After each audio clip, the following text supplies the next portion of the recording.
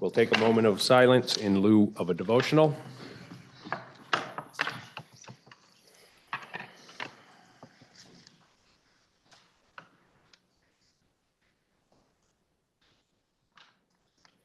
Thank you. We will now say the Pledge of Allegiance.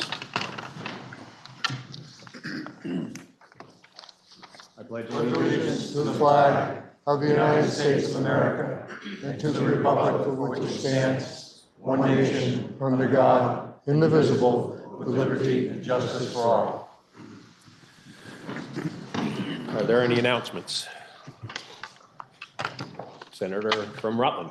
Thank you, Mr. President. I move that the rules be suspended and that S53, an act relating to certification of community-based perinatal doulas and Medicaid coverage for those services appearing on the calendar for notice, be committed to the Committee on Health and Welfare with a report of the Committee of Government Operations intact. Senator from Rutland has moved that the rules be suspended and that S53, an act related to certification of community-based parental doulas and medical coverage for doula services appearing on the calendar for notice be committed to the Committee on Health and Welfare with the report of the Committee on Government Operations intact. Are you ready for the question? If so, all those in favor, please say aye. Aye. All those opposed, nay. The ayes have it, and the report has been committed to the Committee on Government Operations.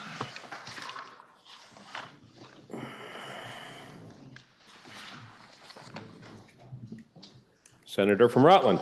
Thank you, Mr. President.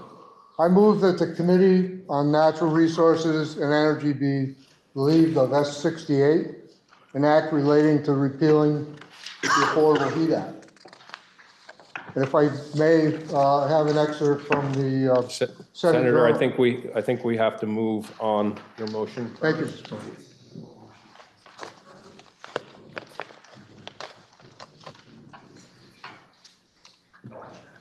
Go ahead, Senator.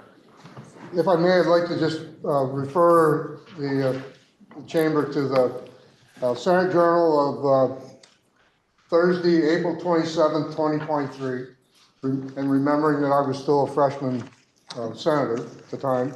And it's page 873, and it talks about checkbacks. And as I had asked the question, you know, we had the report from the PUC and the Equity Advisory Group, and my understanding was that we're supposed to vote on this again.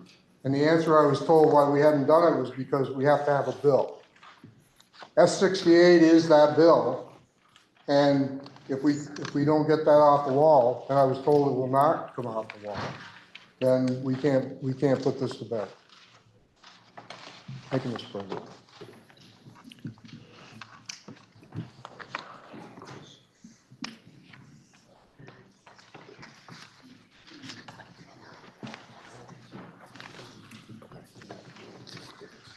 Senator from Chittenden. Thank you, Mr. President. If I might inquire of the proposer of the motion. Yes, yeah, the senator from Rutland is inquired of. Thank you. I'm wondering if the senator can tell us when the bill was referred to Senate Natural Resources and Energy. It was referred 2 weeks ago. I'm not exactly sure of the date. Thank you. I But thank you. it has been in the committee. Yeah, I thank you.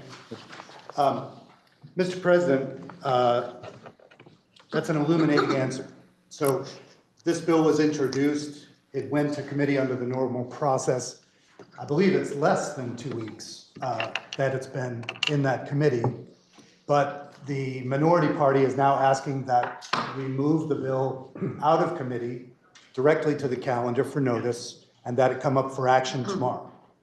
So I would just ask every senator to consider the enormity of that request. So in other words, eliminating the entire process involved with bringing a bill to the floor. When we bring a bill to the floor, as everyone here knows, we bring with it serious and substantial witness testimony. We have heard from Joint Fiscal on the bill. We've heard from Ledge Council on the bill. The committee has debated the bill. Part of that is that committee chairs have jurisdiction in a certain area, and they have a certain amount of discretion about what they bring forward when. So in this case, less than 2 weeks have passed since that bill was referred to committee. I don't think anybody here could say it's been bottled up if less than 2 weeks have passed. If this request was being made a year from now, in the second year of the biennium, I might look at it a bit differently. But this is a way of saying we want to end run the entire committee process, end run leadership of the majority party, and have our bill brought directly to the floor. So I won't belabor the point. I think everybody understands that this is an attempt to take a preferred bill and bring it to the floor now. My sense is that it's due to coincide with town meeting day, but I won't speculate on the motives for bringing it out now. But it could certainly benefit from more time in committee, I would argue. So with that said, Mr. President, I will ask that every senator consider the primacy of the committee process. We have a number of senators from the minority party that the majority party willingly brings into leadership. So we have 3 committee chairs who are from the minority party. I would ask you to think, we in the majority could relieve you of bills every day of this session. None of those requests have been made. Under my leadership of this caucus, we have never relieved a Republican chair of a bill. So I will leave it there, Mr. President. I think this is not a casual request. This is a request to ask the majority party to willingly turn over their majority to the minority. And when you do that, you are taking voters out of the equation. They gave us a majority, not as strong as the last biennium, but still a majority. And to move a bill outside the majority's leadership directly to the floor seems to me just to disrespect and disregard those voters. Thank you, Mr. President. Senator from Washington. Thank you, Mr. President. I rise to oppose this motion to move the bill into the floor for action, sidestepping the committee process, and indeed short-circuiting the democratic process. I've actually got S68 on the calendar for committee discussion on Thursday, a detail which I understand might have gone unnoticed until recently, although it has been on the agenda since the agenda came out last Friday. And I would add, in addition, we did take testimony on Act 18 in a joint hearing with the other body early in the session, so I've not been stonewalling the issue. And I guess I would just also add that as the chair of the Senate Natural Resources and Energy Committee, I would appreciate if there are issues similar to this in the future, that the folks involved would have those hard conversations directly with me, as no, the maker of the motion did not approach me directly with this concern. So I would also add, let's ensure that we are able to have constructive conversations based on the facts that come through committee testimony. Thank you. Senator from Chittenden Central. Point of inquiry, Mr. President.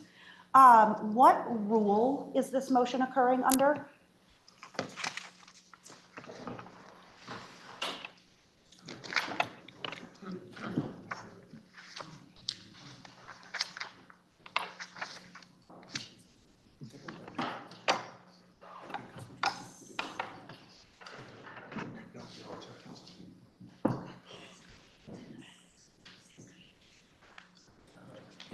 The Senate Secretary informs me that it would take a while to find the actual number, but this is something that is done often and is allowed under the rules. Okay.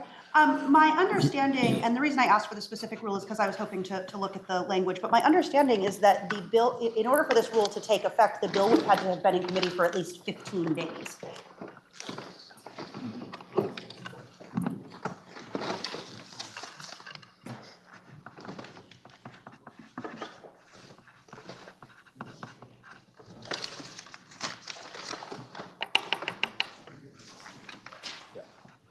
The secretary informs me that that is a different rule. Okay. And you could confer with him if you were more interested, but that's a different rule and this is allowed. Wonderful, thank you.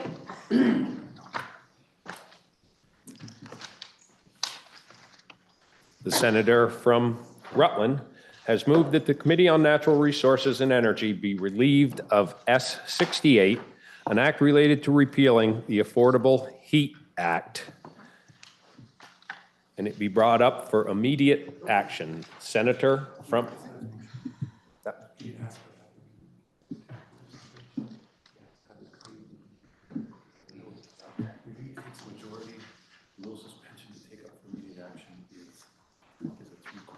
Okay. So the senator from Rutland has moved that the Committee on Natural Resources and Energy be relieved of S-68, an act related to repealing the Affordable Heat Act. Senator from Chittenden. Thank you. I really appreciate the comments from the senator from Washington regarding from the chair of the committee. I think it's really important that we listen to each other. We can't always agree, and so it's great that we're taking up this bill that has a lot of statewide interest as well as interest in this dome. I have concerns with the Affordable Heat Act. I conditionally voted for it 2 years ago with the check back in place so that this very debate would happen. And so I am further concerned that without amendments to the Global Warming Solutions Act, the Affordable Heat Act could be employed, could be forced into action through court order. So I really appreciate taking this topic up. It's important. The state of Vermont cares about it. But a smart person that I've respected has always said that process protects us. So I will not be voting in support of this motion because we need to follow process. It's how we keep things orderly in this building. So thank you, Mr. President.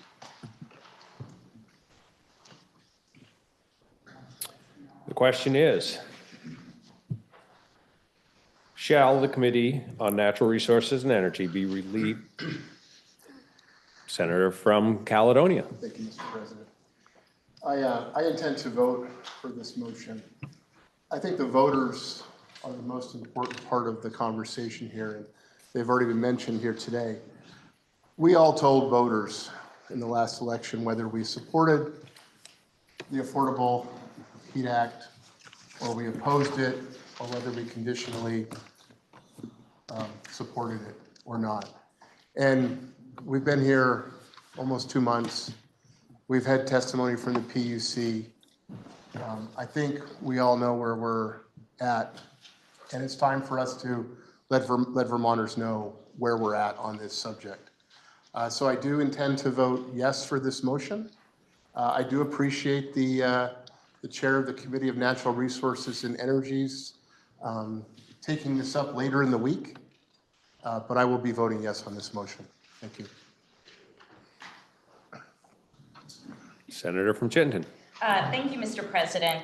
I feel like, have looked at this rule to make sure I knew the full language before we took this vote.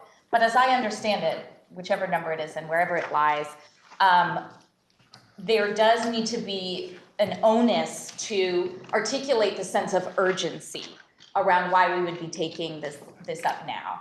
And without getting into the merits of the law, I just want to make sure as voters and Vermonters listen to this debate that they know what we set in motion in the Affordable Heat Act has actually come to pass, which is that we asked the PUC and the other stakeholder groups to look at the cost of this kind of measure to better understand how we could save Vermonters money in the future by funding lower and middle income Vermonters' needs to meet an unavoidable energy transition that we will have to make at some point.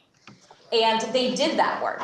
They came back to us with a report that started to outline the costs and alternative solutions.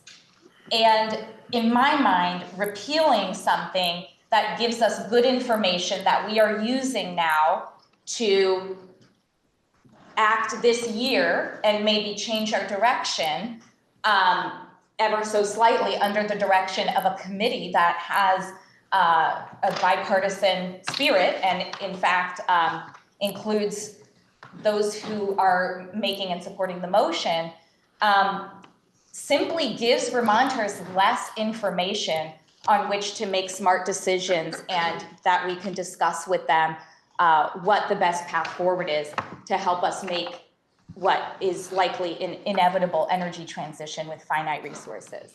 So I just want to make sure when we go home, we are telling the truth that this is exactly what we asked for, was the right information to take back to the committee process to then have a conversation with our constituents, not without that. And we have that information now, and it is leading to the kinds of conversations and good thinking that happens when we let our committees do the work that people elected them to do. Thank you, Mr. President. Are you ready for the question? Senator from Rutland. Thank you, Mr. President. One of the reasons I brought this to the floor was because we appropriated and spent $1.725 million for this process for the PUC and the Equity Advisory Group to do this study. And I have in front of me, there was a letter that was published on the 20th of February from the PUC asking for the process to be moved around because they have requirements and they have spent that money. Thank you, Mr. President. Are you ready for the question? Roll call. Senator from Franklin. Thank you, Mr. President. May I inquire of the Chair of Natural Resources and Energy? I'm sure you'll call for it again. If she's so pleased. Thank you, Mr. President. I'm just wondering, from the committee's perspective, you mentioned, I believe, that this is going to be taken up on Thursday of this week in the committee. Based on what you know or what you believe, do you believe, does the chair of the committee believe that this is a bill that will be resolved in this legislative session? In other words, taken up as opposed to left on the wall or left unattended? That's a good question, Mr. President. As a new chair, I have a lot of bills that I hope to move. And as any chair knows, trying to make sure that all the things that you're shepherding get through is a challenge. I am going to interpret your question as, do I believe that there is a path forward for something like this? And as I was discussing with some members or some senators before the session today, the intention is to have the conversation with the committee, see what their ideas and intentions are, and I have some thoughts and opinions myself as to what might constitute a beneficial change, and happy to discuss that further. So I think in a world in which we have enough time, I think it is possible to find some path of bipartisan agreement. Based upon the answer of the chair of the committee, I'm wondering if later in the week, since you intend to take it up and inquire of your committee at that point, would you have a better idea and be able to provide us with more certainty that the bill will be dealt with and in time for it to be considered by the Senate in the event that it goes forward? In other words, a decision one way or the other as to whether you are or are not taking up the bill, would you be able to come up with that with more of a degree of certainty by later in this week? I suppose that is entirely possible, though the venue for that, I'm not sure I don't know what the appropriate venue would be for that. I thank the chair. I wonder, as a question to the chair, if it might be possible to postpone the consideration of the motion on the floor until Friday of this week, and the format of the message to the Senate to do that.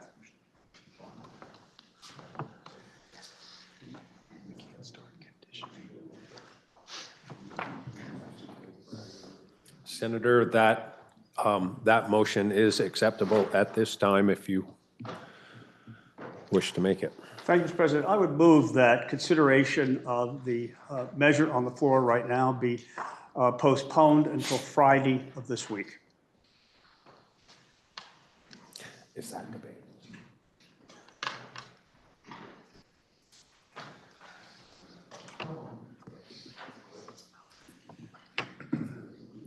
Senator from Chittenden.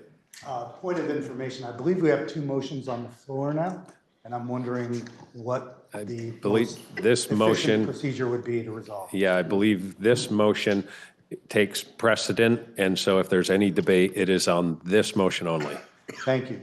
That being the case, I would ask my caucus to oppose the Senator from Franklin's motion.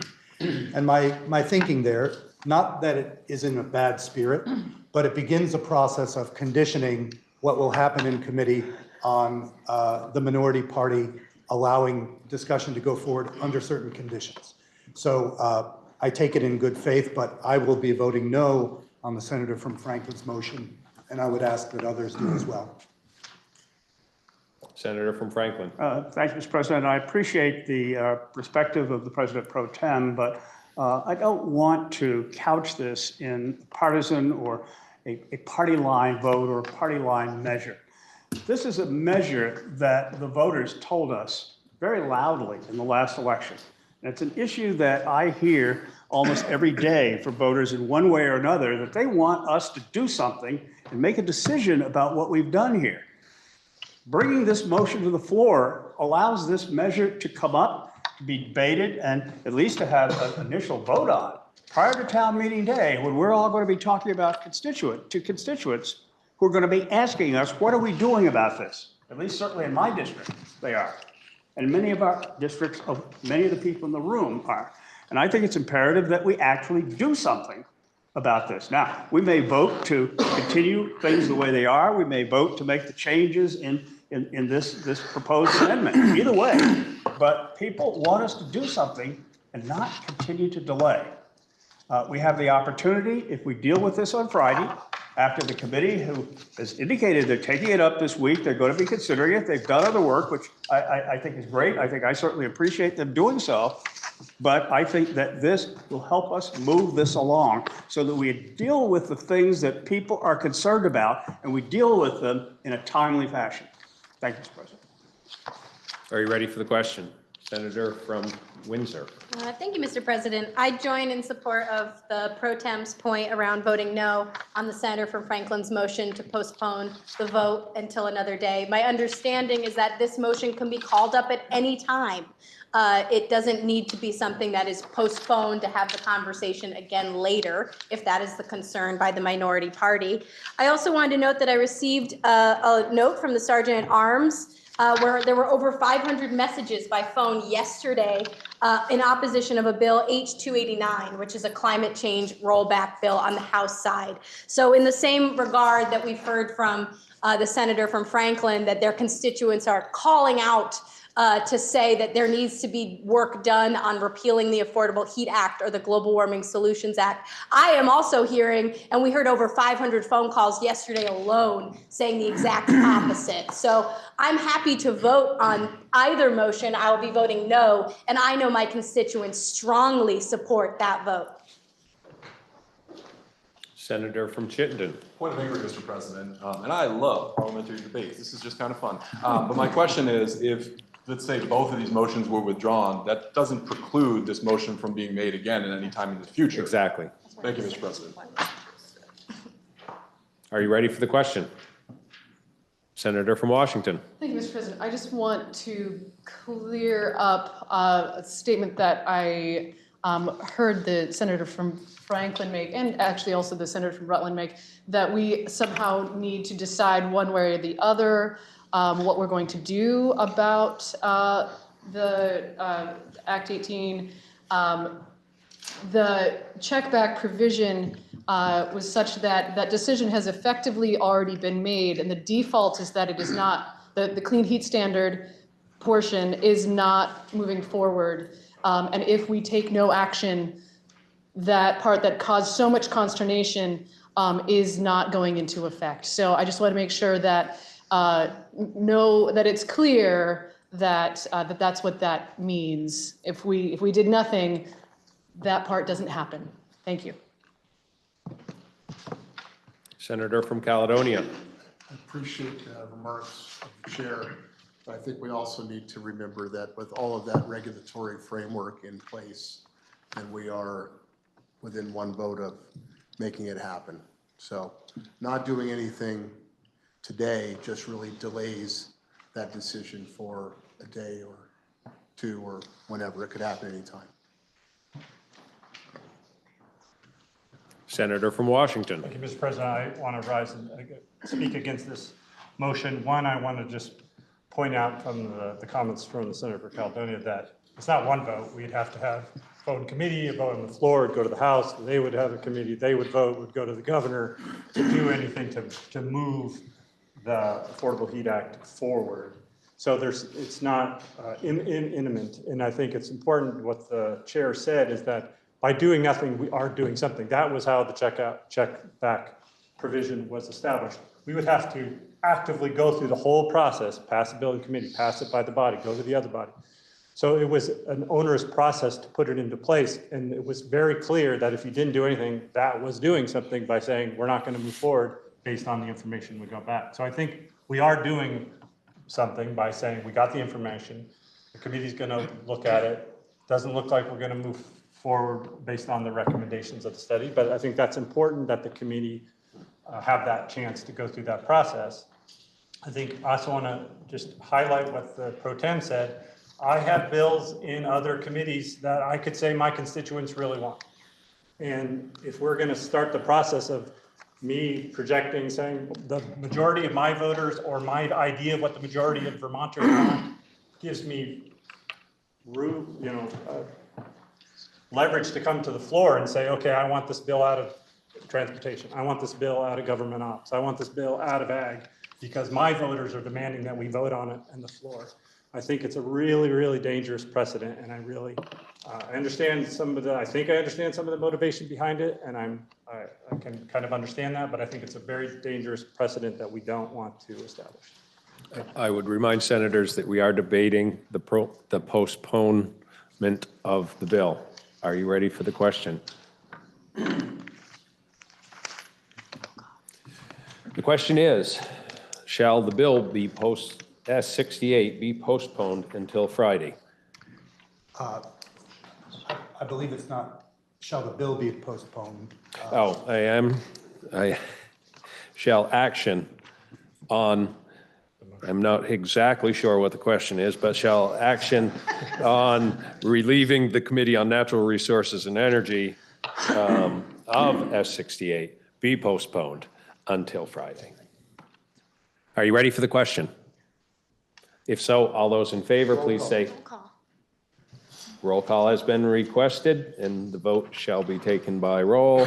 Are you ready for the question? If so, the clerk shall take the roll.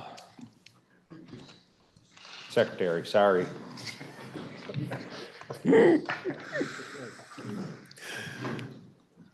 Senator Drew. No. Senator Beck. No. Senator Bungard. No. Senator Brennan. Yes. Senator Brock. Yes. Senator Titian. No. Senator Clarkson. No. Senator Collmore. Yes. Senator Cummings. No. Senator Douglas. Yes. Senator Guling. No. Senator Hardy. No. Senator Harrison. No. Senator Hart. Yes. Senator Hashim. No. Senator Heffernan. Yes. Senator Ingalls. Yes. Senator Lyons. No. Senator Major. No. Senator Matos. Yes. Senator Norris. Yes. Senator Perschlick. No.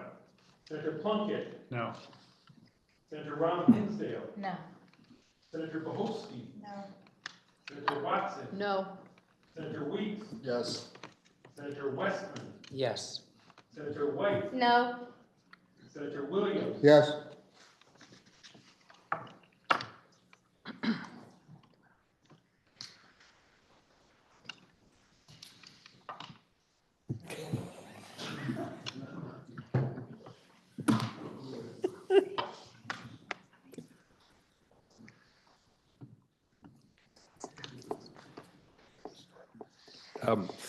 The results of the roll call are as follows.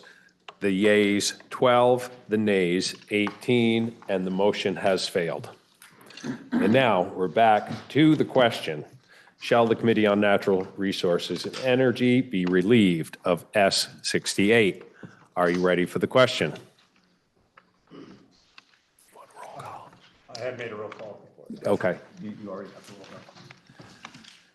call. If you are ready for the question, the secretary shall commence to call the roll. Senator Baru. No. Senator Beck. Yes. Senator Baumgart. No. Senator Brennan. Yes. Senator Brock. Yes. Senator Chittenden. No. Senator Clarkson. No. Senator Collmore. Yes. Senator Cummings. No. Senator Douglas. Yes. Senator Bewley. No. Senator Hardy. No. Senator Harrison. No. Senator Hart. Yes. Senator Hashi. No. Senator Heffernan. Yes. Senator Ingalls. Yes. Senator Lyons. No. Senator Major. No. Senator Matos. Yes. Senator Norris. Yes. Senator Perschlick. No. Senator Plunkett. No. Senator Rom Hinsdale. No. Senator Bohofsky. No. Senator Watson. No. Senator Weeks. Yes. Senator Westman. Yes. Senator White. No. Senator Williams. Yes.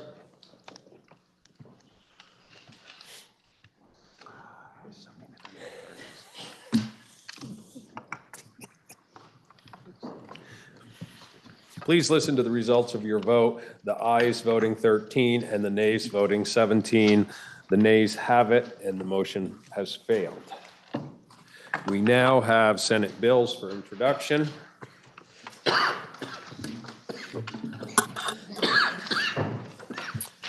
S79. What's going on here? This is different than normal. There it is. S79, an act related to establishing the recreational trail compensation study committee, introduced by Senator Douglas and others. Please listen to the first reading. S79, an act relating to establishing the Recreational Trails Compensation Study Committee. Now you've heard the first reading of the bill, and it is referred to the Committee on Natural Resources. S80, an act related to establishing Vermont Digital Addiction Awareness Day, introduced by Senator Douglas and others. Please listen to the first reading. S80, an act relating to establishing Vermont Digital Addictions Awareness Day.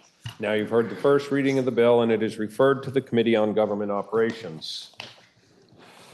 S81, an act relating to prohibiting municipal regulation of the use of hygienic face masks. Please listen to the first reading. H81, an act relating to prohibiting municipal regulation of the use of hygienic face masks. Now you've heard the first reading of the bill, and it is referred to the Committee on Government Operations. S82, an act relating to traffic cameras and traffic violations for illegally passing a school bus, introduced by Senator Brennan. Please listen to the first reading. S82, an act relating to traffic cameras and traffic violations for illegally passing a school bus. Now you've heard the first reading of the bill, and it is referred to the Committee on Transportation. S83, an act related to protections against medical debt, introduced by Senator Vyhovsky. Please listen to the first reading. S83, an act relating to protections against medical debt. Now you've heard the first reading of the bill, and it is referred to the Committee on Judiciary. S84, an act related to state contracting standards for advertising, introduced by Senator Perchlik and others. Please listen to the first reading. S84, an act relating to state contracting standards for advertising. Now you've heard the first reading of the bill, and it is referred to the Committee on Government Operations. S85, an act related to approval of railroad lease extensions, introduced by Senator Harrison. Please listen to the first reading. S85, an act relating to approval of railroad lease extensions. Now you've heard the first reading of the bill, and it is referred to the Committee on Transportation. S86, an act relating to establishing penalties for the failure of a candidate to file campaign finance disclosures, introduced by Senator Hardy and others. Please listen to the first reading.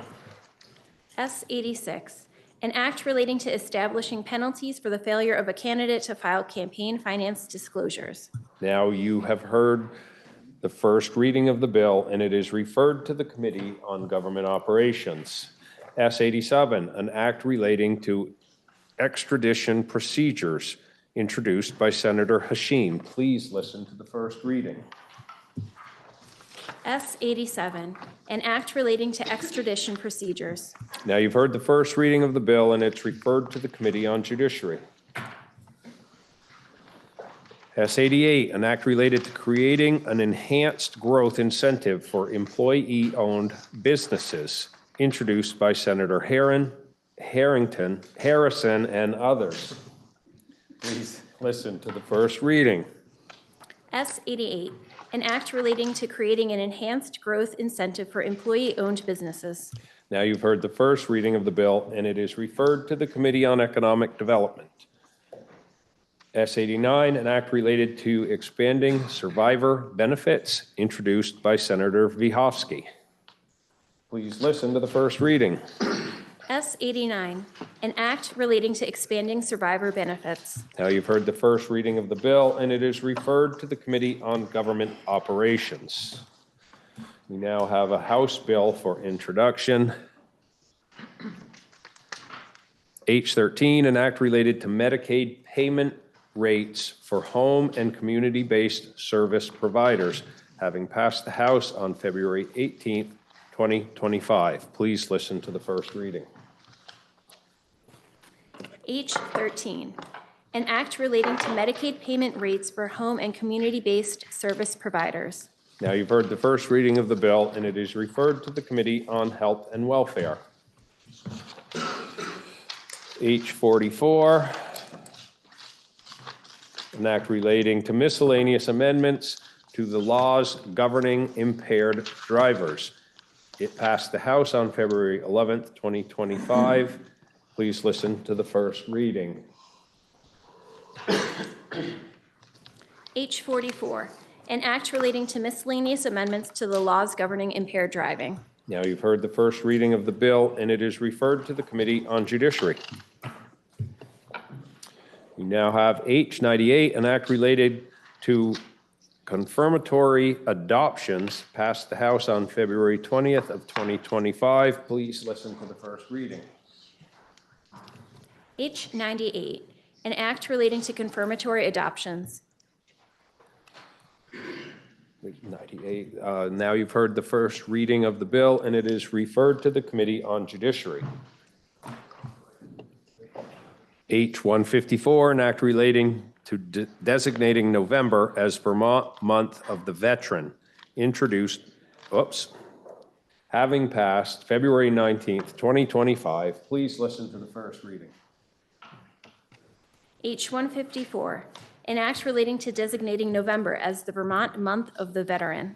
Now you've heard the first reading of the bill, and it is introduced to the Committee on, it is referred to the Committee on Government Operations. Orders of the day. We now have H31, an act related to claim edit standards and prior authorization requirements.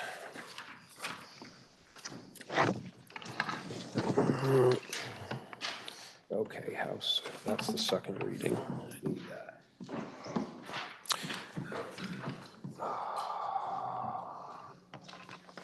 Okay, I got that right here.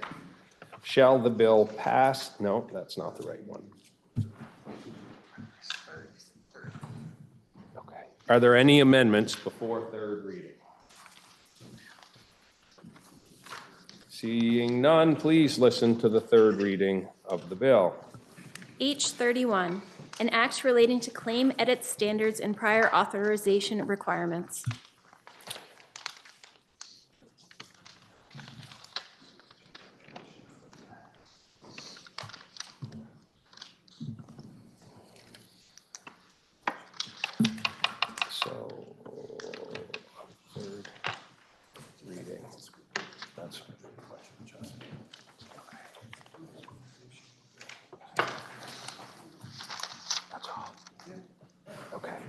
have that. Shall the bill pass in concurrence? Are you ready for the question? If so, all those in favor, please say aye. Aye. All those opposed, nay. The ayes have it, and you have passed the bill in concurrence. We now have H-141, an act related to fiscal year 2025 budget adjustment, passed the House on February 6th of 2025. Please listen to the second reading. H-141, an act relating to fiscal year 2025 budget adjustments. Now, you've heard the second reading.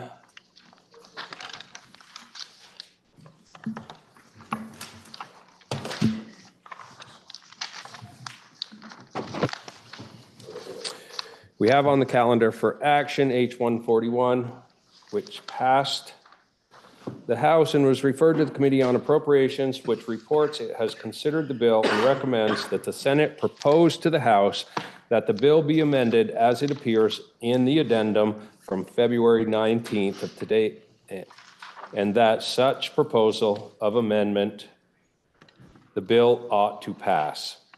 We already did the second reading, sorry. Senator from Washington. Thank you, Mr. President. So I will be presenting the Senate Appropriations Strike-All Amendment to H-141. I'll be referring to sections in this addendum. There are no page numbers, so you just have to look, if you want to follow along, you have to look at the section numbers as listed in that addendum. So the purpose of the Budget Adjustment Act, or the BAA, is to review the current year budget. In this case, the fiscal year 25 budget. That started July 1st of 24 and ends June 30th, 25. And to make adjustments as needed to the appropriations to clarify language, make adjustments due to changes that happened after the FY25 budget passed back in May that will need attention before July 1st. If it's something that can wait till July 1st, we should put it in that fiscal year 26 budget. And this also gives us a chance to update revenues. In this year, we had an increase in estimated revenues in the January forecast. Some years, the BAA has to find money for savings if the forecast is a decrease. Luckily, we had an increase. The BAA ensures that we keep our budget in balance and appropriate taxpayer dollars in ways that support Vermonters across the state and in future years. This is a budget document, and it's the way I look at it is we're not only dealing with the needs that we have right now for this fiscal year, but we're setting ourselves up for success for the future, not only next budget year, but future generations as well.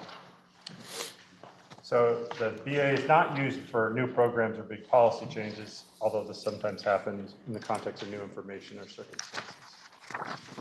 The 25 BAA ensures fiscal responsibility through the backfilling of funds that are in deficit, using one-time money for one-time events, not for ongoing programs, taking care of Vermonters across all 14 counties, supporting our towns ravaged by floods, and supporting our most vulnerable citizens such as older Vermonters, those needing long-term medical care, and those who are unhoused.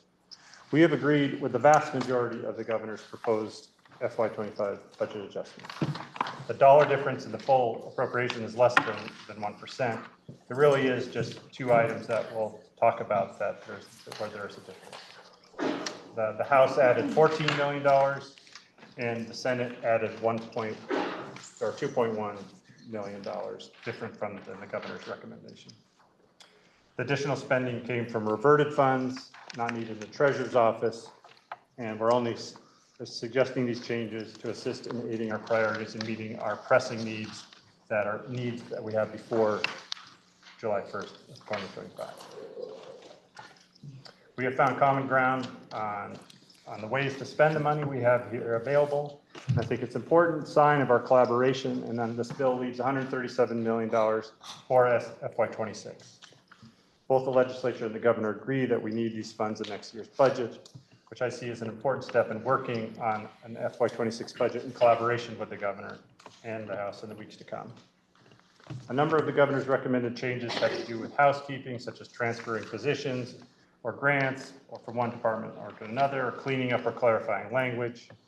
2 special funds were closed out due to a lack of use. And the remaining funds in those programs were transferred to the general fund.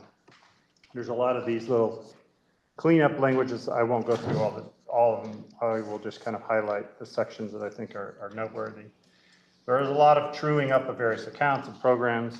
There were several caseload and utilization adjustments to various Medicaid funded programs and the child care financial assistance program. With regard to the Medicaid cases, we learned that in general, caseload numbers were level or down, but utilization was up, costs were way up.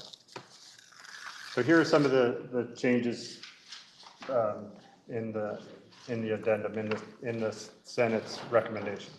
First, in section 4, provides funds to the state's attorney's office.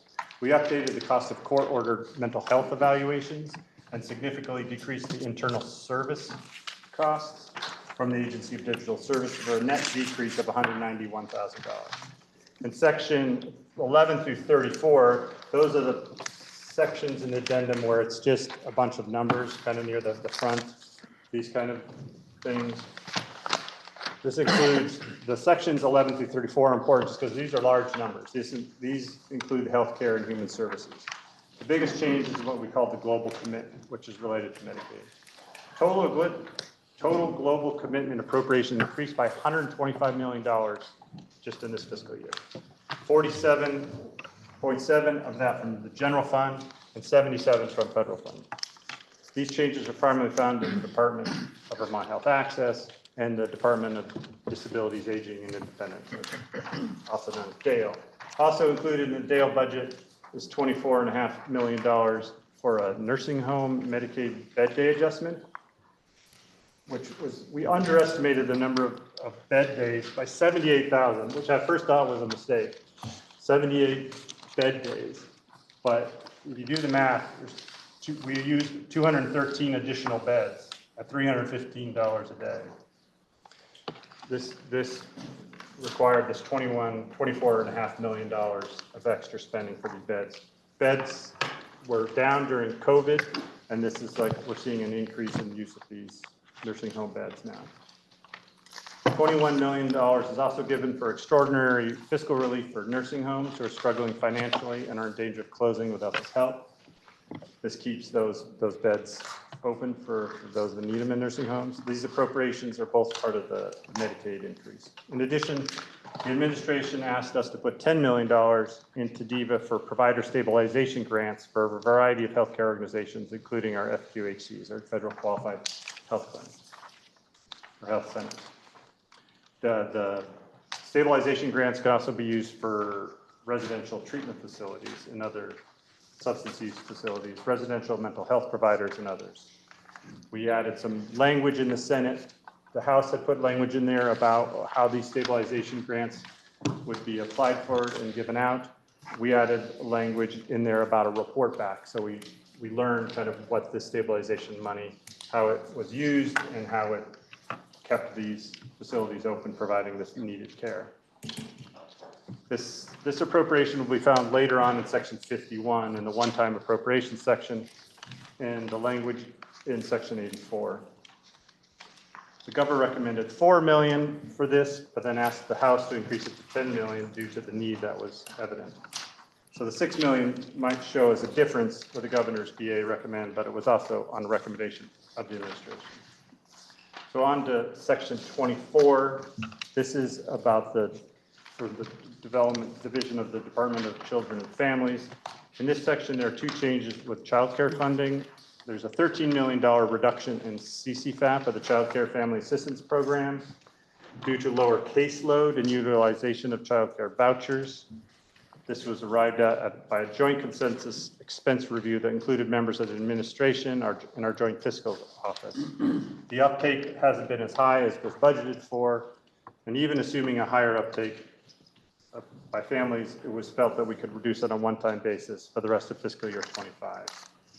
This will not impact access to the CFAP support by families that need childcare and are eligible for the support. Everyone who qualifies for child care vouchers will be able to get what they're eligible for. There is a second $13.2 million reduction in the general fund related to child care We are using these funds from the Child Care Special Fund instead of general fund because the consensus revenue forecast for the special fund came in $13 million higher. So that's the money we're collecting off of the payroll tax to fund the child care program. That came in $13 million higher than was budgeted. Thus, we could use the special fund for this money rather than the general fund, freeing up that general fund money.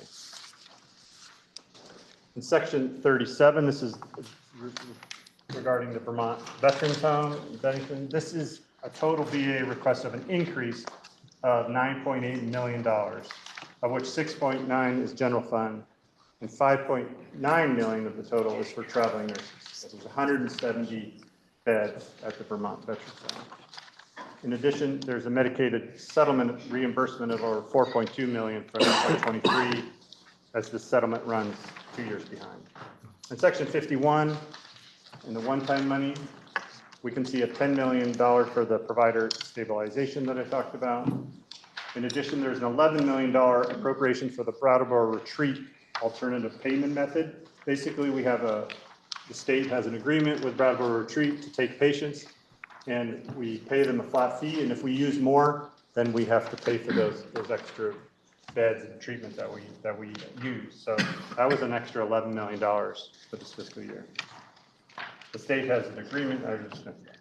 Also in section 51, we appropriated about 15 of the 20 million of the general funds reverted back from the treasurer's office. In July of 24, this was the emergency board authorized the transfer of $14 million out of the treasurer's office from the $20 million that the treasurer was provided for the prior year. The $14 million was for flood needs. The $20 million was originally appropriated for the treasurer to pay off bonds early so we don't have to pay the interest. But the treasurer gave us testimony that the interest that we were paying was less than the interest we were earning on the $20 million. So he didn't pay off those bonds because we were making more money to not pay them off. The administration paid back the $14 million from the money that they took for flood relief.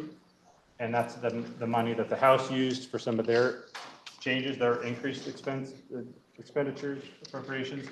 And then we appropriated the remaining $6 million and used that for a couple of one-time expenses that I'll talk about. The House used most of that $14 million that reverted from the treasurer for housing. The Senate reverted the remaining $6 million and added $2.13 million. And that can be seen in the handout that you should have on your desk. This is how the House proposed that we were agreeing with to use the $14 million for the treasurer. $8.6 million to the Vermont Housing and Conservation Board to help with the pipeline of housing projects. These are projects that they have applications for in anticipation of ARPA reversions they thought they were going to get in January. So they have projects proposed kind of sitting in front of them. If they could have this 8.6 million, they can move on those projects quicker. 2.8 million to help complete the third project of an Act 186 pilot program for adults with developmental disabilities. This is a project in Chittenden County that just needs this $2.8 million to be completed. There's 1.84 million to extend the emergency general assistance cold weather program, or some people call the motels program, through June 30th. If we don't do that, the current law is that ends on April 1st. And then the 80-day rule would kick in. So anybody that has met the 80-day rules on April 1st would be exited from the hotels. 85,000 to the judiciary to repurpose a reversion so that the funds can be used for a network of security upgrades in courthouses and for a completion of an accessible bathroom project at the Essex County Courthouse.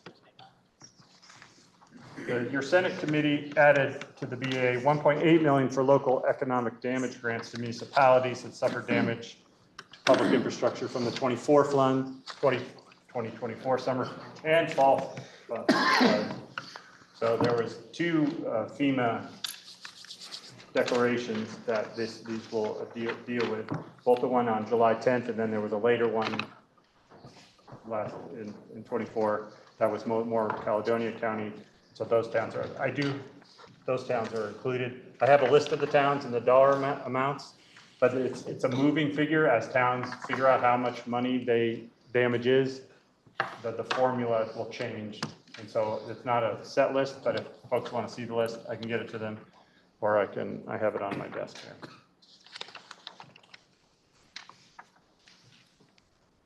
That 1.8 million that I talked about for these economic damage, flood damage grants includes $200,000 plus an additional $150,000 for Addison County. So we had appropriated last year $200,000 for the Addison County towns that we had missed when we added these flood grants in last year's BAA. It turned out that they needed more like $350,000, so the payments were never made. So we're adding the 150 that was needed and then directing the administration to pay those towns kind of their fair share from the 23 flood. So one of the changes from the House in section 52 relates to technical changes to the property transfer tax. So in Act 181, we made changes to the property transfer tax. It's a net zero change, but there was just basically a mistake in how the different apportionments of the transfer tax were made. And so it corrects those. You'll see those listed out in section 52. So if you see those numbers and are worried about it, it's just correcting it so it's in line with what we agreed with in Act 181, the housing bill last year. So that just corrects what's given to the Regional Planning Commission, municipalities, and the Vermont Center for Geographic Information. In section 53 is the fund transfers. There's a $3 million reversion from the Agency of Administration for Vermont Housing Finance Agency weatherization. This is money that VHFA is not using for the RAP program. If you've been around for a few years, this was a $9 million that we gave to VHFA for a weatherization program in rental properties. They still had $3 million unspent, and the administration needed that money for the EB5 lawsuit. We couldn't use federal money to pay a federal lawsuit claim, so we had to take this money from VHFA, which is general funds, to pay that off. There's $3.4 million from Cannabis Regulation Fund because sales of cannabis in Vermont are exceeding projections, so there's more money in that fund. 30% of this transfer goes to the Department of Health for substance use programs. So that provides an additional $1.25 million for substance use programs. On the downside of the transfers, we're transferring less money from both sports wagering and the liquor control fund. Sports wagering was $900,000 below our expectations when we passed the 25 budget. There's some talk that was because Vermonters are good bettors, but I looked into this and it doesn't seem to be true, that it's more of just other issues, not that they're the best bettors in the country. There are betting places that rank this 35 states, I think, that have legal sports betting, and Vermont has never done better than the kind of middle. And the first year that we did it, we were dead last in the 30 states in our success in our betting. So that was $900,000 less, and then $11.5 million less in the liquor control fund, not because our estimates of how much liquor we were going to sell was $11.5 million less, but we've been over transferring money from the liquor fund to the general fund for several years, thinking that sales were going to increase. The sales of liquor have been on a kind of gradual decline, and sales of cannabis are on the incline. So this $11.5 million just kind of writes that fund out. It basically fills the deficit that's been carrying over for several years. Section 54 are the reversions. Reversions occur when a department or agency no longer expects to use funds for the specific use for which the money was appropriated. Reversions are related to the previous budget years, not the current ones. Sometimes they go back several years. If the money is to be repurposed, it happens in two steps. First, the money is reverted to the general fund, and then it is appropriated to another department or agency or transferred to a different fund for its new use. The reversions of $3 million for the VHA's weatherization program that I talked about for the EB5 funds, that's an example of a reversion and then an appropriation. In section 55, there's a technical correction, and this was language that the senator from Chittenden Southeast asked earlier about what we do with money at the end of the year, but it was struck, so you don't really see it there. And this is also the kind of the section where we're leaving $133.6 million for next year's fiscal year. So we're kind of holding that money for the next fiscal year. Section 56 lists all the state positions. We've added 2 positions in the Attorney General's office. One of them is pretrial court diversion director. That doesn't need any money. They already had money. This was work that kind of started in the prior year to set up this pretrial diversion program. And then another position in the Solicitor General's office to work on federal legal cases. If that's just a $50,000 appropriation this year, because it just will be for the rest of this fiscal year. We're also providing 2 new positions for the Human Rights Commission, an investigative attorney and an intake specialist. And the bill also converts 8 limited service positions to exempt permanent positions in the Defender General's office. There are some miscellaneous but important language changes near the end of the bill that I will go over now. We're almost done. Section 60, we moved the telephone tax repeals were moved out. If you see this section and are worried about it, because we worked on that bill last year, there was a due date for the tax department in April of this year. So we wanted to put in the BAA to have the change before April, because the tax department wasn't able to do this work. They basically need another year. So we moved that from 25 to 26. Section 73, we changed the timing of marking underground utility facilities. So if you ever call DigSafe, before I think it was 48 hours, yeah, and then we changed it to 72 hours because 48 hours was pretty quick for the utilities to get out and mark it. So now we give them 72 hours. In section 75, we increased the amount the Commissioners of Finance and Management can transfer via account from $50,000 to $100,000, and to adjust the balance of an account that they can close from $100 to $200. These are just kind of increasing these amounts due to inflation. Section 80, this is added language to allow the VHFA to allow past participants in the rental housing revolving loan program to increase rent by more than 3% if VHFA approves it in circumstance warrant. So when we approve the money for the VHFA's revolving loan program, the condition on a developer of a housing project getting this money was that they could not ever raise the rent more than 3% in a single year.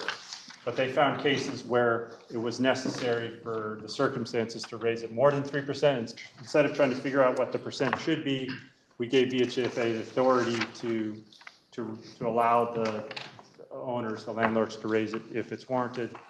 And we can hear back from them if they did this and what the impacts was, like what the circumstances that warranted an increase. Sections 81 and 82 are about the human caseload special reserves.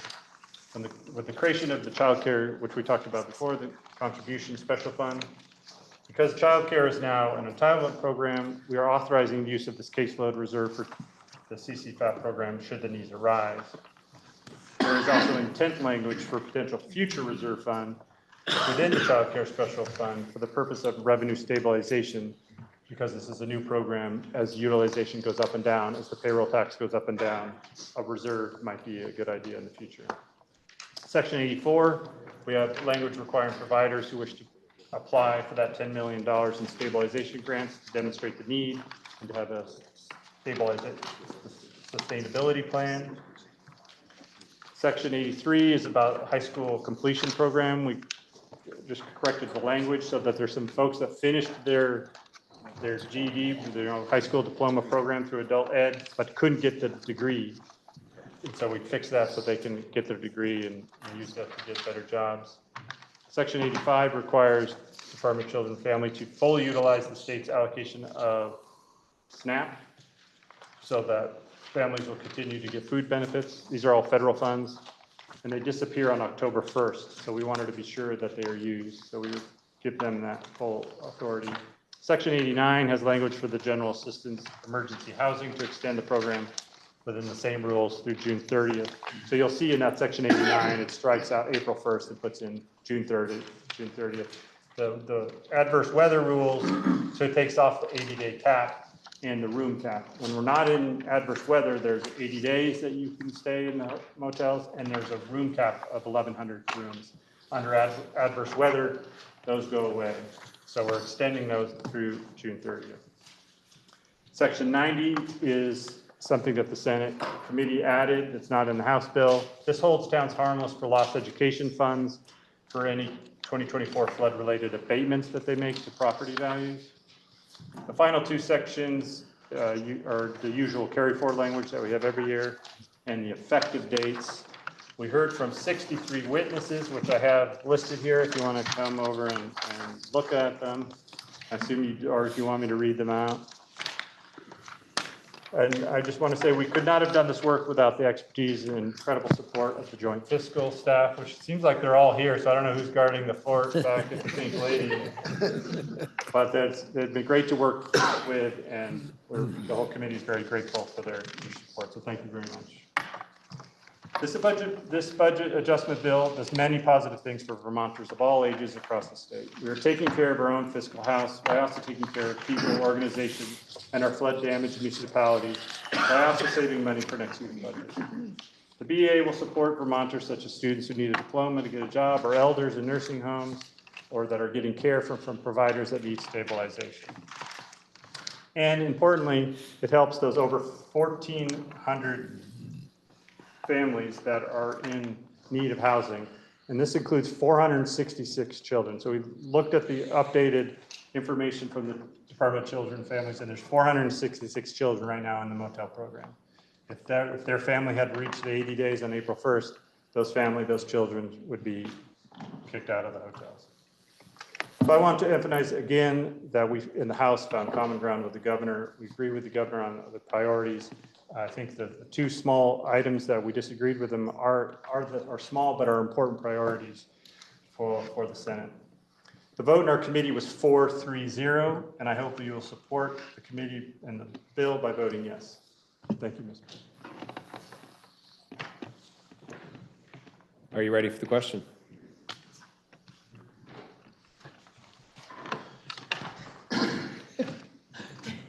Senator from Madison. Thank you, Mr. President. May I inquire of the presenter of the bill? Presenter of the bill is questioned. Thank you. My first question is something that the junior senator from Franklin and I noted, which is that there are two Section 83s to the bill. And when you were going through this time on the floor, you mentioned one of them, but not the other. So I don't know if it matters, but I wanted to make sure that both of them are actually in there and it's not going to cause a problem. Are there sure it's not two? In mine, there was two. I guess there is. It goes 83, 84, then back to 83. Correct. So what the second 83, which was the adult diploma program, that's Yes. now going to be 84A, which I think was corrected in some. So if you have the original, there's two 83s. If you were given a copy today, I think that one, that's still the same. Okay. So in the official document that we will vote on, it'll say 84A for the adult program. So the stabilization grants I did talk about, which was 84. And then the first 83 is the language about the strategic plan of the Department of Corrections Facility Work Program. I didn't talk about that one. Mr. President, you talked about that in your overview in the caucus, but not in your overview in the actual session. So I just wanted to make sure that it didn't inadvertently get skipped somehow. Right. The first 83, this language is language that added the House to require a full plan about what to do about that, the reversion of that funding. But it is that item that I talked about when I did that. Okay, so my understanding is there will be a correction to the section numbers and nothing will get left out. Yes. Okay, my second thing, and this has become a tradition, I suppose, is that in 2023, you'll all recall, in July of 2023, the central Vermont and many other towns throughout Vermont were severely flooded, and the state reacted quickly, and there was a lot of attention paid to the towns that got flooded, rightly so. But then the flooding kept happening in many towns throughout the state, and the main floods that hit the Addison towns, the Addison County towns, happened in August of 2023, August 4th and 5th, where we got a deluge of rain, a month's worth of rain in one evening. Last year in the Budget Adjustment Act, there was a provision that provided aid to the towns that were flooded, and it said July of 2023. So it left out the Addison County towns. I stood up then and had a conversation on the floor with the then Chair of Appropriations Committee. It was too late to add it at the time. But then the Government Operations Committee worked on adding it to a bill that we were working on flood relief last year, S310. And then it got added to the budget last year, as the senator from Washington noted, $200,000 for the Addison County towns, which are Hancock, Ripton, Middlebury, and I believe the fourth one is Shoreham. But perhaps not. So I will ask you which the fourth one is. And then the payments never got made. And so the towns in the Addison district have been waiting for over a year and a half to receive the same kind of support that the towns that were also flooded that summer received. So I appreciate the efforts of the Appropriations Committee in making sure that this correction was made. And I hope that our flood recovery officer is listening and will make sure that those towns are paid the same amounts that other towns received for the flooding of that summer, and will let me know when it happens, because my towns have been asking me, when are we going to get that money you said we were going to get? So my question, Mr. President, is I just want to make sure that that money is in there. So could you confirm again for the record, and also let me know which towns, because I'm forgetting which the fourth one is. The fourth town is Bridport. Bridport, okay, thank you. I was told once by the town clerk of Bridport, because I called it Bridgeport, and he said you could get shot for less. Oh yeah, there's only one Bridport in the entire country, and it's Brid without a G, Bridport. Bridport, Hancock, Middlebury, and Ripton, as you said. Yes. Thank you. The $200,000 we are pulling forward, and then we're adding $150,000 for a total of $350,000. Now that enough time has passed, that will meet the need, and then the recovery director office will be able to send those checks out to those 4 towns. Great. I thank the presenter. Thank you so much, and thank you, Mr. President. It's a good thing they don't shoot lieutenant governors for mispronouncing things. Senator Vihovsky. Thank you, Mr. President. May I inquire of the presenter of the report? You may. Thank you. So I want to first thank the committee for extending the GA emergency housing benefits until June 30th. I think this is critically important to the stability of children and families and people with disabilities. However, I'm wondering, in October, roughly 1,200 people were unhoused due to changes to this program. And I'm wondering if that 1.8 million and extension does anything to help those people. It's unknown about those specific people, but when the program started in July 1st, there was the 80-day rule. So when people hit that 80-day rule before the winter weather started December 1st, a lot of that happened in that September, October, November timeframe. They were exited from the motel program, and there was a lot of news coverage about those people that were on the street or camping, including people with disabilities, newborn children and their mothers. A lot of those people were able to move into the hotels when the winter weather came in. So I can't say specifically those 1,200, but basically when the 80-day rule was suspended, if there was room in the hotels, which there are more people that need room than we have room. So it's not solving all the homelessness, but there were a lot of people that are able to move into the hotels from that time when the adverse weather rule started on December 1st. So presently there are not still 1,200 people. That number has been reduced with the adverse weather rules. I didn't hear the full question. So the 1,200 that was roughly in September and October that were unhoused, that number has been reduced because of the adverse weather rules going into effect. I don't know the current number of what's considered totally unhoused that are out in the streets. I don't have that number. Okay. But I do have the numbers for how many people that are in the hotel rooms, and I think it's over 1,400 households, over 1,400 rooms, and including the 466 children. Wonderful. Wonderful. And do you know if there are currently any children or people with disabilities living on the streets? I do not know. Okay, thank you. Are you ready for the question? Senator from Caledonia. Thank you, Mr. President. I appreciate the work of the committee and the presentation of the Chair of Senate Appropriations.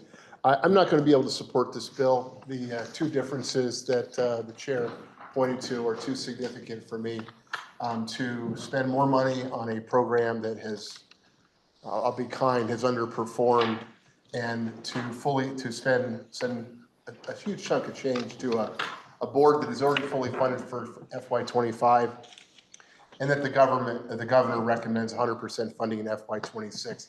I think it would be far wiser to hang on to that money in anticipation of who knows what's coming out of Washington, D.C. and how that's going to flow through to programs that impact Vermonters. And I think we need to hold on to every penny we can right now and take the next 2 or 3 months as the budget unfolds and to utilize that money in a way that more clearly understands what those impacts might be.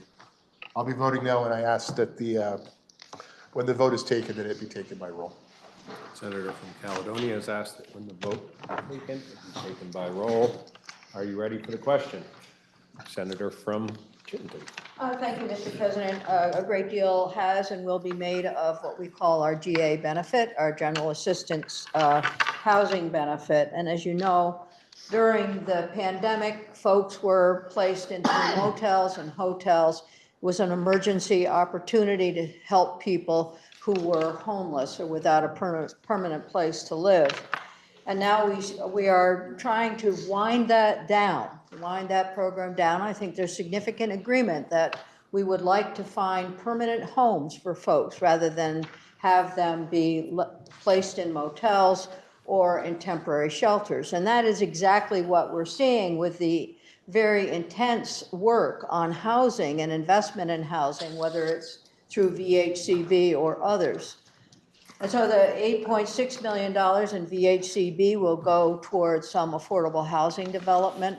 We know that during the last year, we saw many shelters being built. There were 2 new shelters put in place in my town very recently in the winter. And that is welcome because now kids and families with children are in those shelters and they have become stabilized so they can get to school, have a place to live, be part of a community.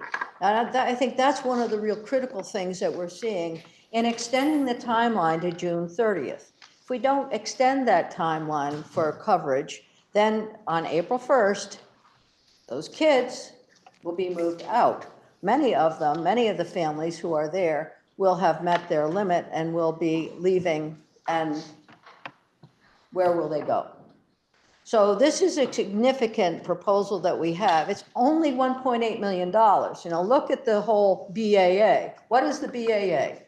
It's an opportunity to reevaluate where we are in our budget year. We do that at home all the time, right? How much money are we going to spend on X, Y, and Z? And then we figure out, gee whiz, we have a little bit more to put into the vacation or to help the kids get some new clothing. So this is not different. It is not different. And $1.8 million is not really a significant amount compared to everything else we're doing. And I go through and I look at what else we're doing to stabilize. We're stabilizing for $10 million some healthcare facilities, which I wholeheartedly support, and we need to do that. But $1.8 million to disagree over that, it's actually 1.84. But we shouldn't disagree over that. We really should not. And then the next step is, I happen to know that in the other body, there is significant work going on to kind of sugar this off and get a program in place that we can look at each year that will have more predictability. Let's hope this comes through. We'll see a bill coming into this chamber that we can talk about that will stabilize people going forward. So we don't have to go back and regurgitate everything that's going on every single time we look at a budget. So probably will, but you know how that goes. So I encourage you not to vote against this because of that drop in the bucket. It is so important for families. It's important for the 1,700 adults or so who are there. It's important for the 466 kids. It's important for the 1,412 households who are being cared for right now. And we're doing something very good for people who otherwise would be sincerely out in the cold. So thank you, Mr. President. Are you ready for the question? Senator from Windsor. Thank you. For the new members of the Senate, I'd just like to remind them that over the course of the last 5 years, we have spent $600 million on housing. We currently, and I'd just like to put in perspective the number of shelter beds we have. We have 585 shelter beds. Our population in need is so much more vast. And until we spend additional money creating housing for the homeless, who are homeless for a variety of reasons, we are not going to be able to meet this need. These two proposals go hand in glove, and they address our housing crisis, which we still don't have enough money, workforce, time or talent to address, but we are working on it. Thank you. Are you ready for the question? Senator from Chittenden? Partially, yes. Thank you, Mr. President. I'm bullish on this budget adjustment, and I welcome a roll call on this vote. You know, what's coming to mind for me is I'm a Truman Scholar, and one student in every state during college is picked to be a Truman Scholar. You take his legacy, good and bad, but often when you do something of note and go back to speak to the new Truman Scholars, you get a gift, and it's something that I treasure a lot.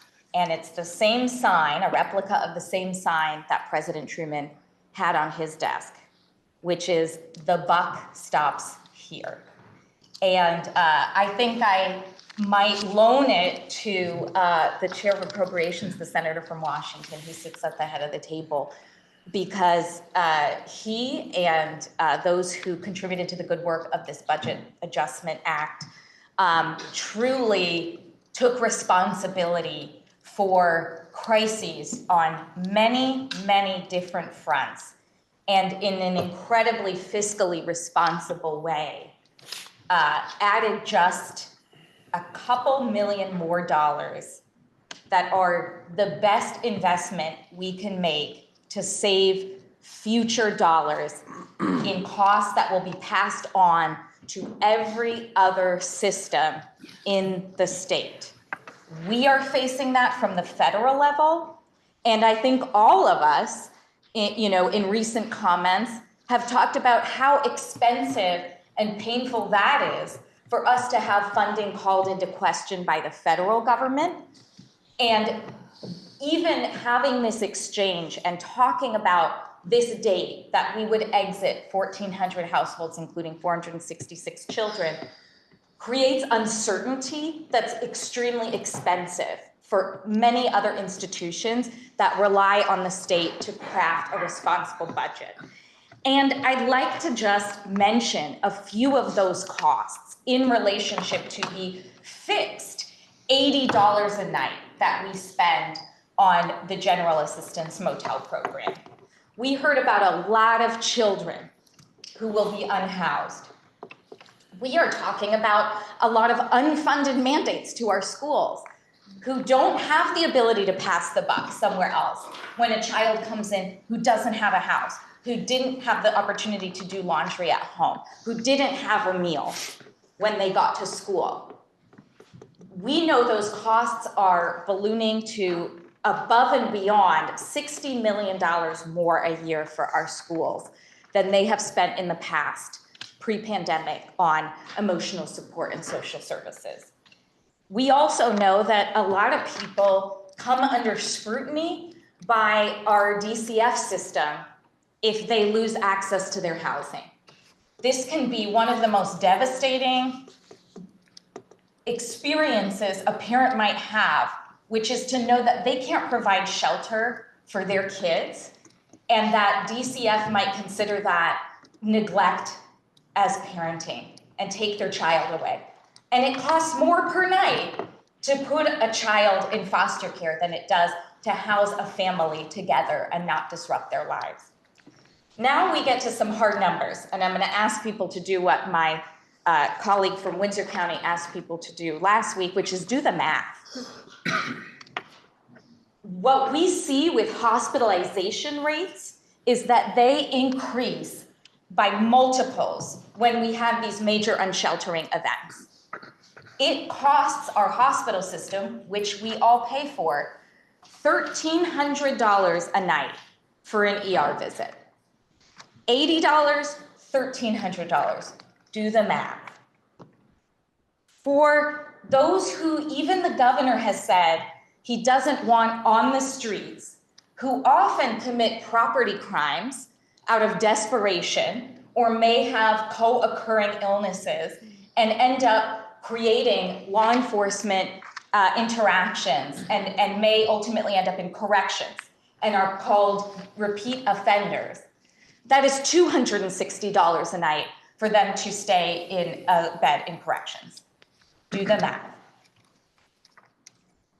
That doesn't even speak to the many, many other costs that will be pushed onto our municipalities for all of the interactions around public safety and providing some modicum of support and services for everyone that would be unsheltered in April. I look at a date like April versus June and $1.84 million, and I hope we don't just think something that I frankly heard, which is we have to make it harder to be homeless. We can't make it so easy to just stay in a motel and be homeless. And I regret even having to say that out loud, but that's what I feel like we are starting to hear, and we have to confront that head on. People know I've been extremely bullish about housing, to the point that I draw the consternation of my own caucus. But I do that because if we don't cover the full spectrum of meeting the moment with our housing crisis, we are putting Vermonters in an incredibly untenable position because there is nowhere for them to go. And let's talk for a minute about, well, that's why we have shelter systems and we need to go back to housing people all in one big congregate setting. That actually costs more because we set up those shelters on a one-off basis when we have a weather event after April 1st, let's say, that we know is going to be happening more and more often. We cannot predict when we are going to have a weather event that could impact people's lives. And so when we have those weather events, we stand up temporary shelters. We all of a sudden try to spring into action and find staff. And they are pretty inadequate, frankly, and do not do service to especially families and seniors who are experiencing needs for hospitalization or needs for mental health supports or are in crisis. The state shelter program that's been stood up by our administration in the last 6 months cost $3.2 million for 17 families. That's what happens when we create our own crisis, is we spend money on the emergencies that we have caused for families. And it's more expensive. It is more expensive.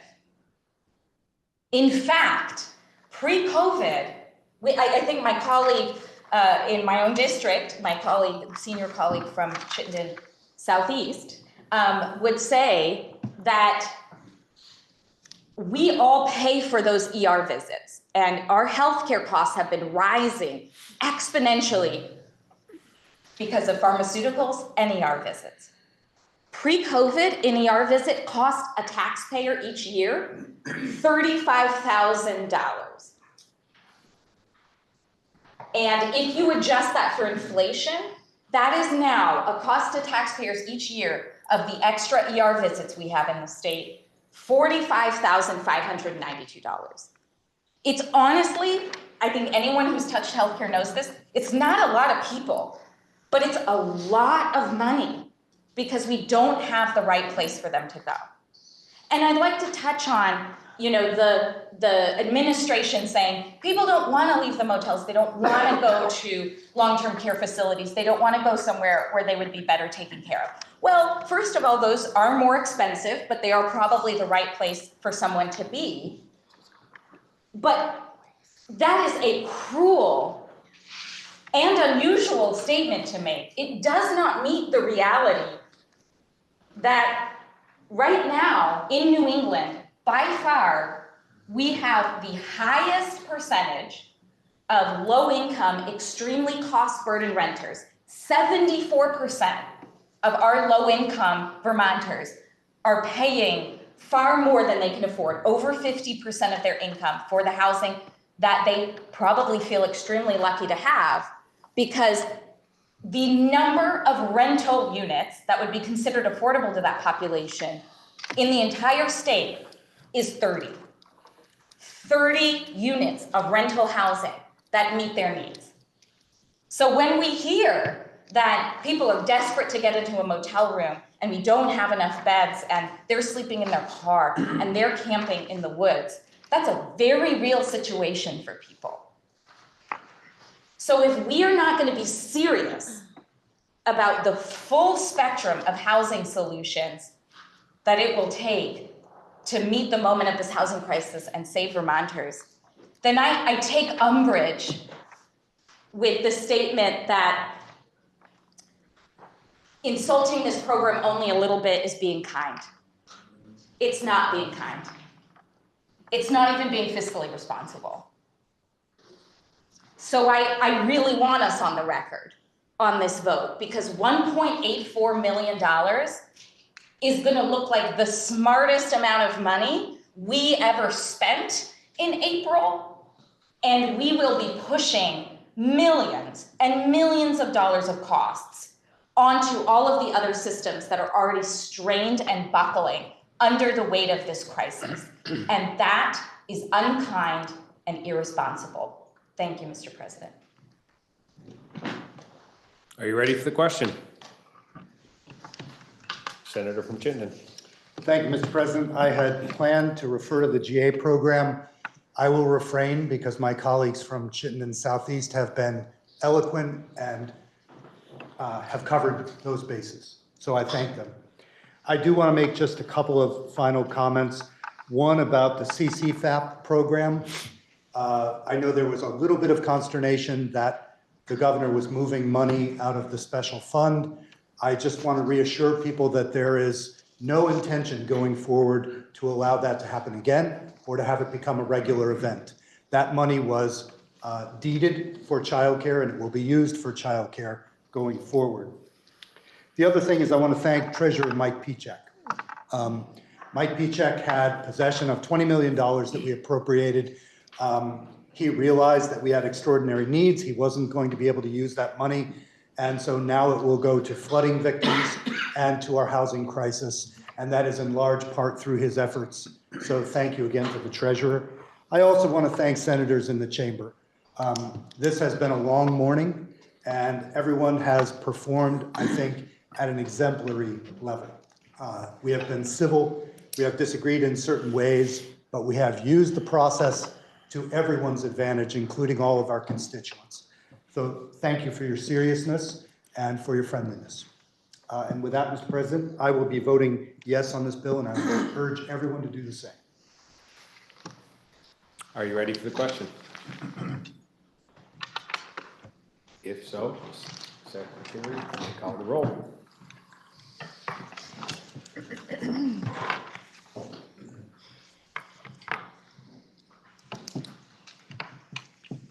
Senator Baru. Yes. Senator Beck. No. Senator Bongard. Yes. Senator Brennan. No. Senator Brock. Yes. Senator Chittenden. No. Senator Clarkson. Yes. Senator Collmore. No. Senator Cummings. Yes. Senator Douglas. No. Senator Gulick. Yes. Senator Hardy. Yes. Senator Harrison. Yes. Senator Hart. No. Senator Hashim. Yes. Senator Heffernan. Yes. Senator Ingalls. No. Senator Lyons. Yes. Senator Major. Yes. Senator Matos. No. Senator Norris. No. Senator Pershling. Yes. Senator Plunkett. Yes. Senator Rom Hinsdale. Yes. Senator Bohosky. Yes. Senator Watson. Yes. Senator Weeks. No. Senator Westman. No. Senator White. Yes. Senator Williams. No.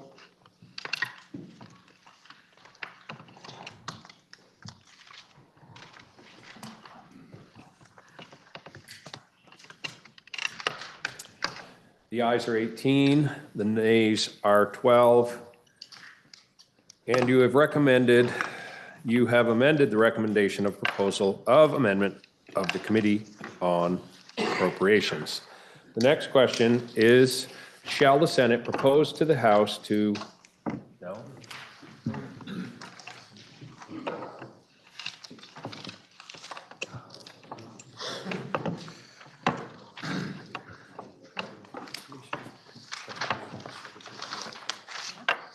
Okay.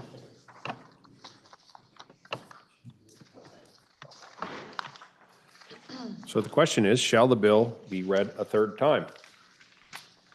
Senator from Chittenden. I think this is the appropriate time to stand. I actually have an amendment to the bill that is being passed out now. It does three things. So to the points made so eloquently by the senator from Chittenden Southeast, we are in a housing crisis. We are in a crisis of homelessness and people are dying. And this amendment is meant to help put more money and more coordination into a system of response. So in last year's budget, we gave state workers making over $100,000 who are non-bargaining, non-union state workers a 6.4% raise.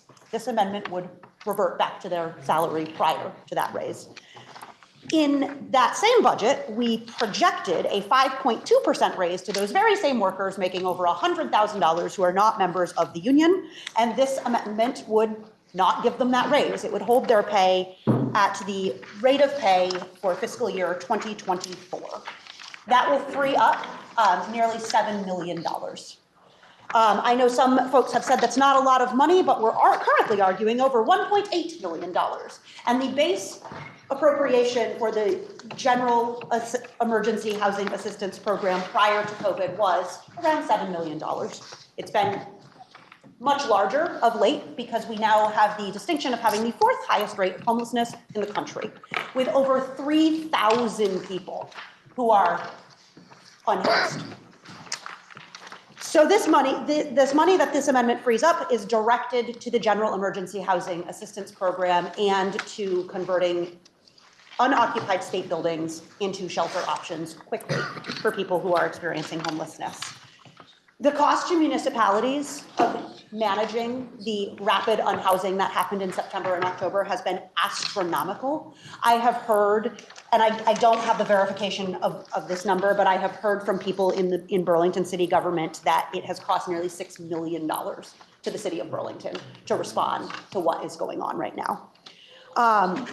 We have to do more, and we have to do it now. I also know from my work as a social worker that people who are calling for help and calling to access these programs are often in a loop.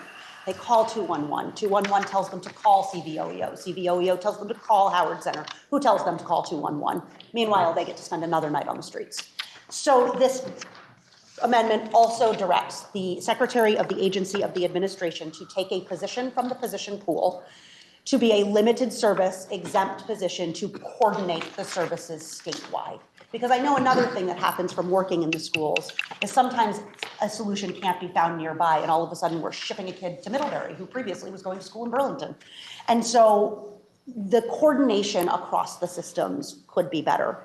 It is not the long-term solution, and I know that that is being worked on in the House, but I don't think we can wait to act. I don't think we can wait for Burlington to have to stand up another emergency shelter on the fly when it's 8 degrees below zero. I don't think we can wait for people to be going to the hospital with frostbite because they are living in a tent that is leaking. And so that is what this amendment does, is those three things. It frees up that money by asking non-union workers who are making over $100,000 to not make more, to put that money towards the crisis of homelessness that is facing us right now. Happy to take any questions.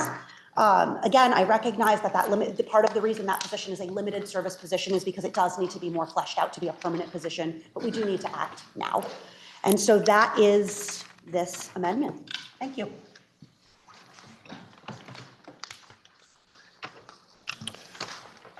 Senator from Washington. Thank you, Mr. President. I want to thank the presenter of this amendment for going through the process. We in the Senate Appropriations were notified of this amendment last week, so we were able to have the senator into Appropriations and present it to the committee last Friday. Also appreciate that the funding was found for the request. Often Appropriations gets requests for money just to come out of the general fund. So it was at least refreshing to see the money being found in a creative way here. That said, the complexity of this and just the ramifications of changing people's salaries and other kind of the knowns and unknowns was too much for the committee to really take on. So we thought there would need a lot more testimony from GovOps, from Health and Welfare, before we could really take this up in earnest and recommend that this amendment be added to the Senate Appropriations Amendment. So at this point, we do not support this amendment. Senator from Chittenden. Thank you, Mr. President. Our Senate Health and Welfare Committee had an opportunity to hear from the senator from Chittenden Central, and we heard also from DCF, Economic Services Division, regarding this recommendation. And while it sounds laudable, it is a laudable suggestion, putting someone into the agency of administration to oversee the state and state organizations. We also heard from DCF that currently there are field service folks who call every shelter every day and keep an eye on people who might need some emergency shelter.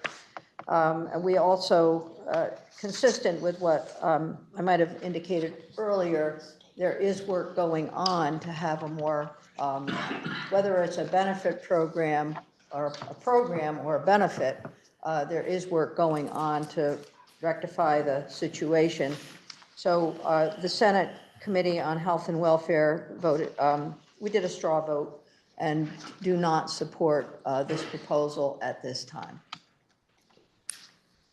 Are you ready for the question? Senator from Windham. Mr. President, there's a lot in this that I do support, but I do have one question that is perhaps a bit of a concern. May I inquire of the senator from Chittenden Central is interrogated. I just wanted to, I'm looking at the last page under the legislative branch, and I'm seeing that there's a significant cut to legislative employees. And so I just wanted to confirm that we're talking about legislative council and obviously us, of course, but everybody else who works in this building as well. Is that correct? It does. It would impact only people that work in this building who are non-bargaining, so not members of the union, and make over $100,000 a year. As you probably know, we do not make anywhere near that amount. Thank you.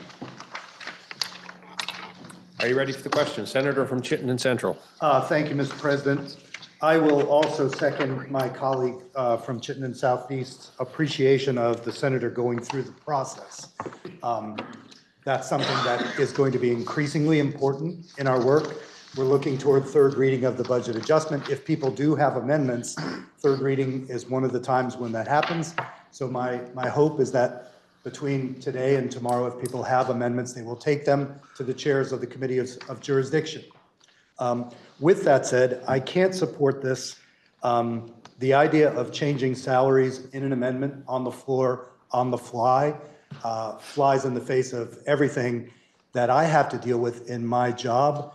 We do a significant amount of work, the Speaker and I, in terms of HR and salary and compensation. And those levels, I can tell you from sore experience, if you change something and you get it wrong, that is a wound that festers for years. And we've lost some great people over the last couple of years because they perceived an inequity in their salary, or their salary was not adjusted in a way that was acceptable to them. So with that said, and I'll just note my colleague from Wyndham's point about Legislative Council and JFO being affected by this, I wouldn't under any circumstances reduce those salaries, because those are people that I think are underpaid for a fabulous job that they do for us. So thank you, Mr. President.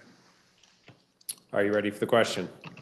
Senator from Chittenden Central. Thank you, and I appreciate the concerns, and I hope that we will look at the fiscal year 2026 pay rates, given that the Pay Act did not go through the process and was done last year as an amendment to the budget, or in the budget conference committee report. I would hope that we can unpack the larger question of our highest paid workers in a deeper dive at a later point. Senator from Chittenden. Thank you, Mr. President.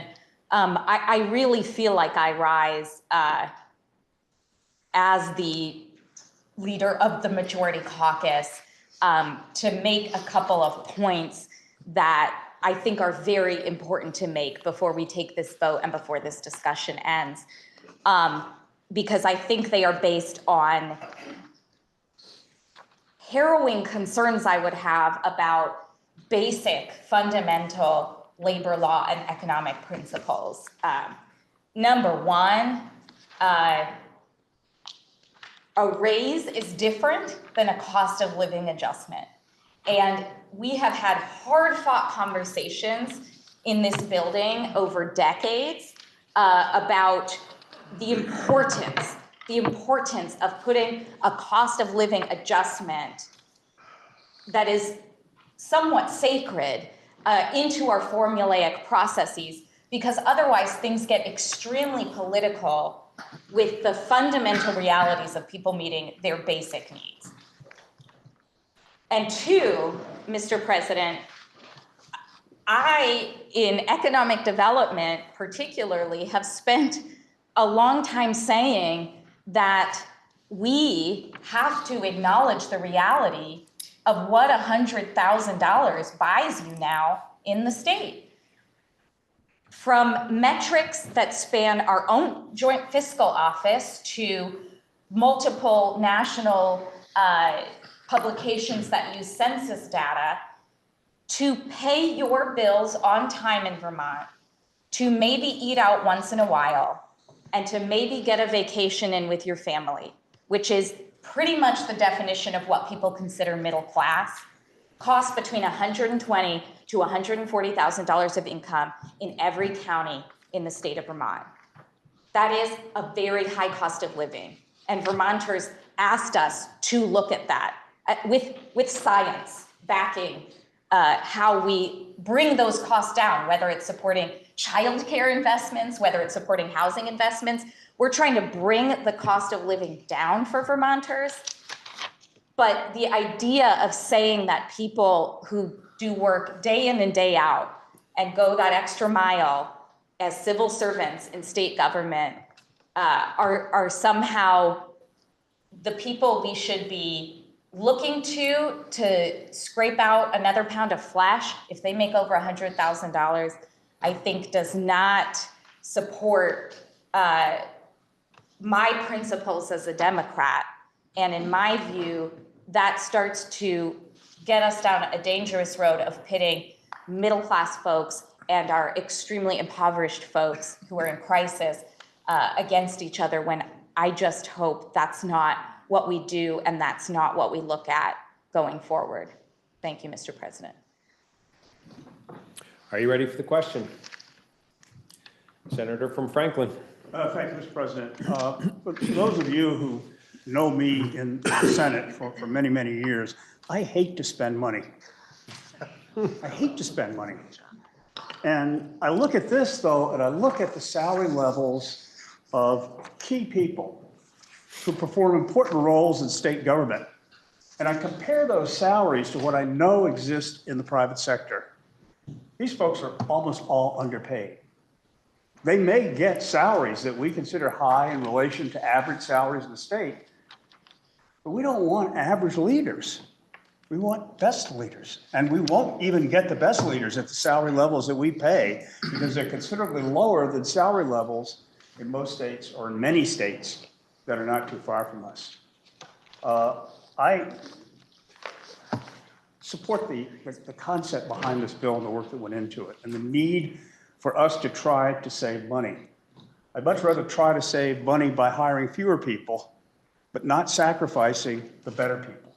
Because there's that old saying that I always remember about salaries: if you pay peanuts, you get monkeys. Thank you, Mr. President. Are you ready for the question? The question is, shall the proposal of amendment of the Committee on Appropriations be amended as proposed by the senator from Chittenden Central? Are you ready for the question? If so, all those in favor, please say aye. Aye. All those opposed, nay. No. Nays appear to have it. The nays do have it, and we have not passed the proposal of amendment to the proposal of amendment.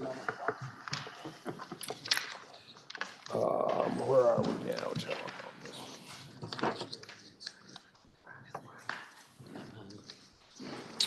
The question now is, shall the bill be read a third time? Are you ready for the question? If so, all those in favor, please say aye. Aye. All those opposed, nay. Nay. The ayes appear to have it. The ayes do have it, and we have ordered third reading. Senator from Chittenden. Thank you, Mr. President. I believe the morning has gone on long enough, and lunch is in order. My apologies to the senator from Judiciary, but I believe we can take that up with no problem tomorrow. So with that said, Mr. President, pending announcements, I would move that we stand in adjournment until 1 p.m. Wednesday, February 26th. The senator, are there any announcements? Senator from Essex. Mr. President, just a little point of order here. I don't know where the cold air is coming from, but it's blowing right on here. I've been trying to hold hands with my two sons. They won't hold hands. I told them it's legal. They can do that. I wonder why the senator from Windsor was wearing a tent. I didn't know if maybe you and I could jog down to the heat plant and see if we could throw some chips in. But boy, I'll tell you, about the coldest I've been in this chamber is this year, and it's just that new whatever's behind us is blowing down. So if we could look on that, I'd really appreciate it. Other than that, Mr. President, Senate Agriculture will meet tomorrow morning at 9 o'clock. Are there any announcements? Senator from Washington. Thank you, Mr. President. Senate Finance will meet at 1:15. This is our weekly meeting with Ways and Means in room 11. Senator from Windsor. It's a stadium blanket. Oh. Thank you. And I use it often in this room. Senate Economic Development, Housing and General Affairs. We have lost our morning where we were going to walk through our draft housing bill. I would urge all members to please stop by and pick up the draft and take a read of it. That would be terrific. And we're going to try and figure out how we find our 2 hours during the course of the week. Thank you. Senator from Chittenden. Thank you, Mr. President. A reminder to Senate Health and Welfare that we will begin at 8:30 tomorrow morning.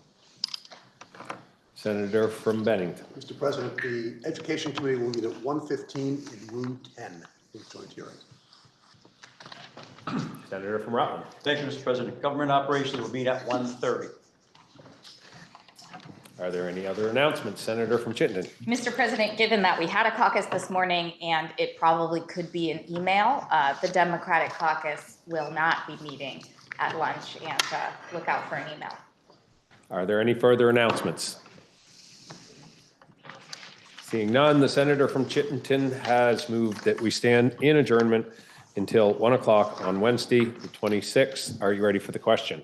If so, all those in favor, please say aye. Aye. All those opposed, nay. The ayes have it, and we'll stand in adjournment until 1 o'clock.